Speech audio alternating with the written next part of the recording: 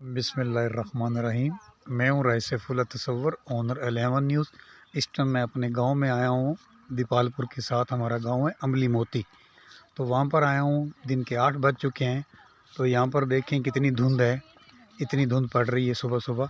तो ये मैं अपने गांव में हूँ। दीपालपुर से तकरीबन 4 किलोमीटर के फासले पे हमारा गांव है, पाकपतन रोड पे अमली मोती, वहाँ पर हम रहते हैं। तो यहाँ पर अभी मैं अपने गांव में हूँ। तो ये मैं आपको वीडियो सेंड कर रहा हूँ। ये अभी सुबह 8 बजे का टाइम हो गया। तो अभी तक जो है ना धुंध है, बिल्कुल जो है ना दिन नहीं निकला तो धुंध है बिल्कुल। ये देखें आप, जितने भी हमारे छोटे बड़े भाई हैं ये देखें, बिल्कुल धुंध है। अभी तक कोई चीज़ नज़र नहीं आ रही, दूर दूर तक कोई चीज़ नज़र नहीं आ रही। तो सुबह के 8 बज चुके हैं। अल्लाह की ज़ात अपने प्यारे मोहम्मद सल्लल्लाहु अलैहि वसल्लम के सदक़े हम सब पे करम करे, सब पे फजल करे, सब पे रहम करे। और जनाब तमाम भाइयों को, बुज़ुर्गों को जुम्मा मुबारक हो।